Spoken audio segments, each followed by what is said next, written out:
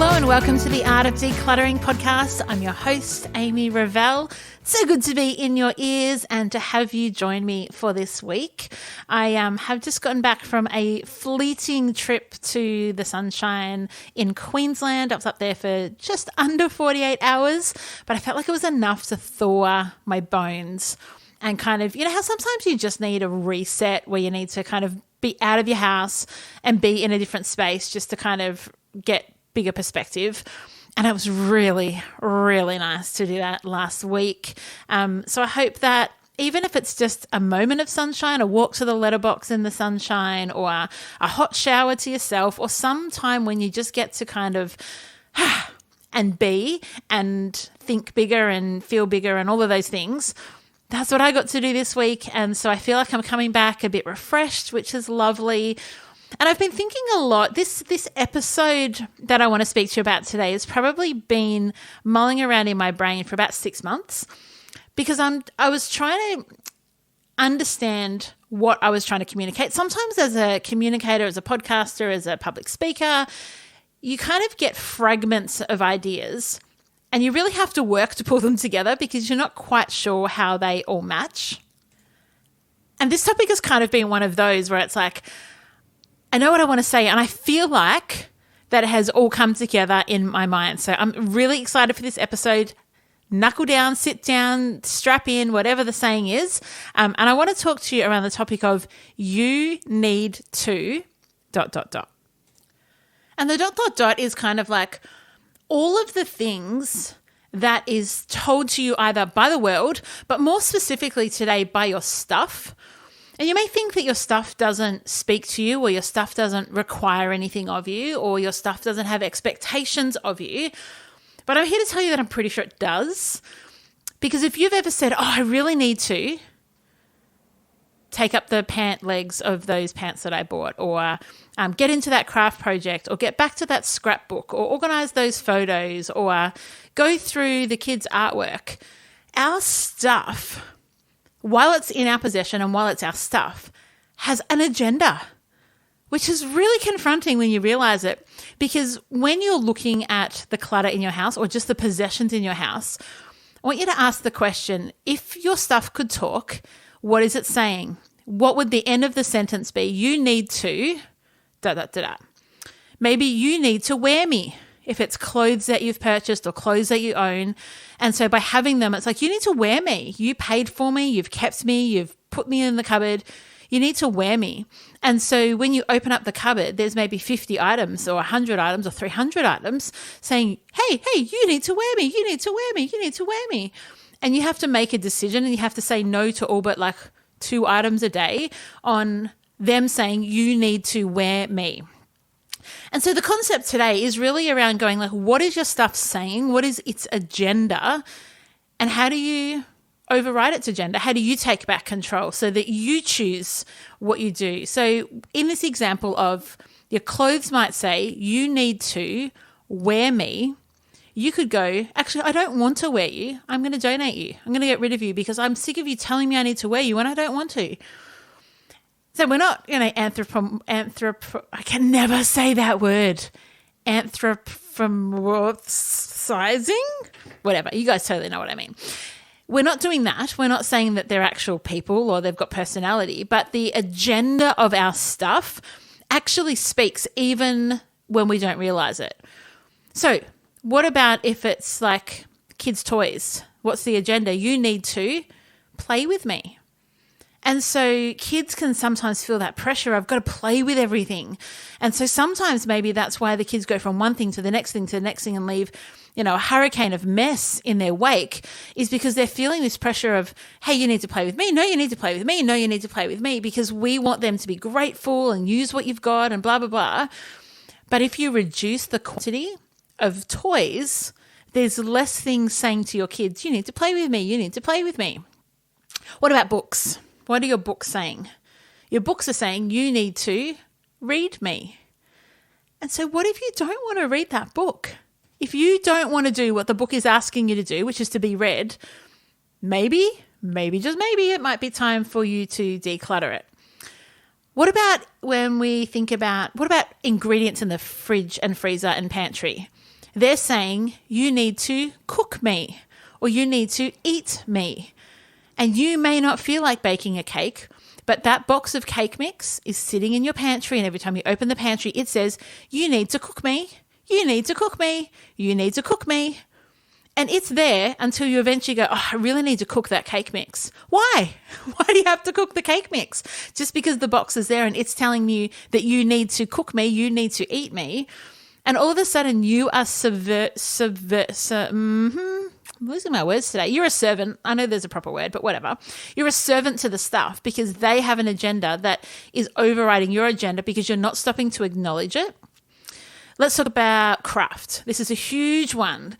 Craft stuff is saying you need to create with me. You need to be creative. You need to use me up. You need to create something to gift to someone. And so craft is like this constant you need to. You might have bought wool and some needles or a crochet hook and you had planned on doing a project, but you haven't got to it. And so now every time you look at it, it says, you need to create with me. You need to do something with me. I want to be created. If you've got storage, let's just talk about the storage tubs. If you've got empty storage tubs because you have like been decluttering and like props to you, I'm so excited. Sometimes it's quite normal to end up with containers. And what are they saying? They're like, you need to organize stuff with me. You need to utilize me. You need to be more organized. That's what they're saying. But actually, what if you just decluttered them? And they're no longer saying to you all the things you need to do. And if you do want to do the thing, you can, but it's because it's your agenda and you want to. I mean, even if you think about simple things like in the kitchen, if there's appliances that you've got, maybe you've got a popcorn maker. Every time you see the popcorn maker, it's saying you need to make popcorn. Even if you don't like popcorn, even if you don't feel like popcorn, the popcorn maker says to you, you need to use me. And so if you don't want to use it and if you don't think it's going to be part of your life and it's not something that you want to use, maybe just declutter it. Because I was thinking the other day, like in my head, I pictured it like a cartoon where someone's like walking throughout the house and all of the little, the things in the house all have these little faces and they like got speech bubbles. And they all were saying things, wear me, fill me, play with me, read me, cook with me, create with me, organize me, use me, play with me. They're all just shouting at us and we don't even realize that that's happening. And then if you're thinking of the stuff that's out of place, it's you need to pack me up. You need to organize me. You need to tidy me up. Like our stuff is pretty loud when you stop to listen. And so I think the challenge around it is recognizing that everything you own has an agenda. I think I've just moved our electric keyboard. We've got a full-size piano keyboard and it was in Cal's office and I've been wanting to play it a little bit more. And so I said, why don't we move it into my office and see if just by having it really close, it means I'll play it more. Heads up, I haven't played it once since we moved it into my office about 10 days ago. But every time I see our piano, it says to me, you need to play me. And so I feel bad because I'm neglecting it and I know that it's something I want to do, but I haven't got time or I haven't made time. Everything speaks to us. So you're starting to kind of look around your own house or picture things. Like if you see exercise equipment, you need to use me. You need to work out with me. And so it's screaming at you, even if what is better for your health is for you to go for a walk, your dumbbells are telling you something different. And so it can be like these competing agendas. You might look at DVDs, you need to watch me. And so what I find often is when I'm with a client and we're decluttering stuff, they will say things like, oh, I really just need to sit down and look at those DVDs. Actually, I want to listen to those CDs again. I want to read through those books. I'm like, I think we're mistaking those books want to be read. We're thinking that. But we're labeling it as I want to read that book. But actually they're two different things. I don't want to read that book, but that book is every time I see it saying, read me, read me, read me, read me. So how do we actually go, yeah, the agenda of that book is it would like me to read it again. And the fact that I've kept it is I'm giving it false hope. look, I am giving everything personalities here, but I hope it's not, the sense that I really do think that they're alive or anything, but it's understanding the agenda and understanding the pull and the desire that stuff give you. And so if you're a kid that has 15 caps, every one of those caps is saying, wear me, wear me, wear me, wear me. And so it can be hard to make decisions. I've definitely worked with clients that will, let's go with the hat example, pick their hat based on which hat they feel the baddest about, like which one they feel the most guilty for not wearing, not the one that they want to wear, because they feel like I should spread my love or I should spread my wear, because ultimately what they're feeling is the pressure of, I need to be grateful, I need to use every one of these things equally, instead of actually the freedom of, I want to wear that cap. And then what that freedom does is it allows you to go, and I don't actually want to wear this other one. And so I'm going to declutter this other one. There's nothing wrong with it. I've worn it in the past. I probably could wear it again, but I don't want to. And the fact that that hat makes me feel guilty, it makes me feel stressed. It makes me take longer to get dressed in the morning. It makes me worried. It makes me feel overwhelmed. Like all of these feelings, once you stop and think, oh, my stuff is talking to me. Even if you think about a houseplant, you need to water me. You need to put me in the sun. Like everything needs this care. And sometimes it's the care of like you need to maintain an item, clean an item, store an item, blah, blah, blah. And sometimes it's just the fact that you need to use me. And it can be the very thing that trips people up with decluttering. I've definitely worked with clients who just cannot get rid of stuff because they feel guilty that the thing still has life left in it, that the thing needs to be used, that the thing needs the person. But that book hasn't been read. That's not fair on the book. No, what's not fair is that you, as a free-willed human, is bound to a book. Is bound to the agenda of a book, which is I want to be read, and you don't want to read it anymore. I hope that what I'm saying is not it's not so flighty and aloof that it's hard to contextualize it or put it into practice for yourself. But I really even if you just walk into your wardrobe and think, what is my wardrobe saying to me? You need to wear me. You need to wash me. You need to care for me. You need to dry clean me. You need to get me fixed. You need to have me tailored. What are all the messages that we're getting from our stuff? Go into your bathroom as a brilliant example. Go into your bathroom, have a look at your makeup and your hair products and all of the different things that you have in there. You need to pay attention to your hair. You need to have a good skin routine. You need to have nail polish on. You need to do your makeup. You need to this. You need to that. You need to shave. You need to wax. You need to see how all the stuff. Whereas if you have nothing in your house that is for your hair except one bottle of shampoo and one bottle of conditioner, yes, you may not have awesome hair, but stick with me for the principle of the illustration is you're not having a whole lot of products tell you what to do. And I think sometimes when we travel or we go on holidays or we're out of our normal environment where we've got such quantity, it can be quite freeing. Like when I went to Queensland last week, I didn't take any hair products with me. I was like, I'm only going to be there for just over 24 hours. I'm not even going to wash my hair up there. Now, I've got curly hair. I can totally get away with it. I don't get oily hair, whatever. It was fine.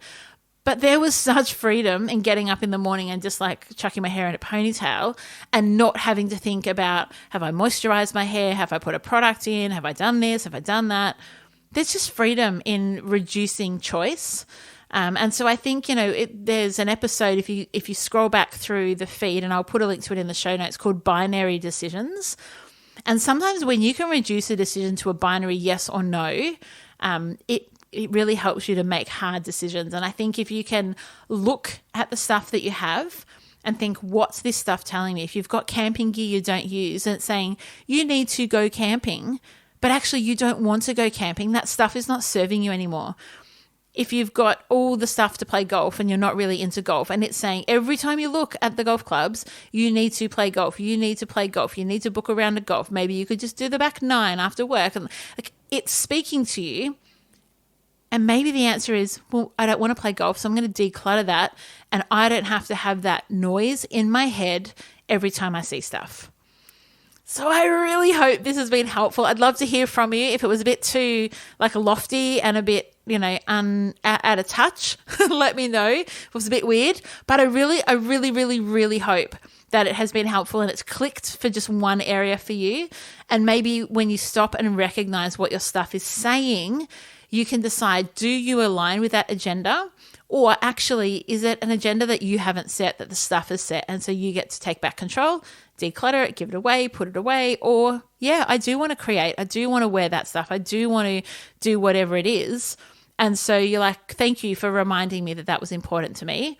And so then you can go ahead and do it. We're not throwing the baby out with the bathwater. We're recognizing, we're being aware of what's happening around us. And we are making choices that are in alignment with our values and our beliefs and our agenda and our lifestyle and all of those things. There might be seasons and all of that is completely relevant. Okay. Oh, I wanted to say, I almost forgot. I wanted to say thank you to a few of you that went in and did a Google review last week. It warms my heart because sometimes as a podcaster, I know that there's, tens of thousands of you listening every single week, and I get emails and messages and, it's great. But sometimes just to have someone put a Google review where you can read the impact it's having, or you might just leave a review on your podcast app. You might send me an email, whatever it looks like. I just want to say thank you, because from this little podcaster's heart to yours, it connects us and binds us. So I'm grateful for that. I'll put the link in the show notes again this week if you want to leave a Google review. And until next week, enjoy the freedom.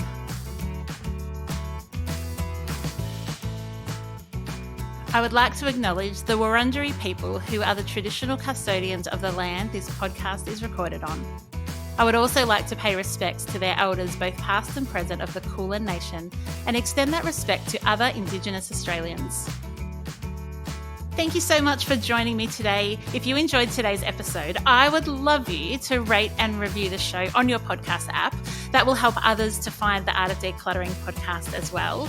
If you'd like any more information, you can visit theartofdecluttering.com.au, and I would love to see you in my Facebook group. Just search the Art of Decluttering community on Facebook and join today. I hope that you have an incredible rest of your day and enjoy the freedom.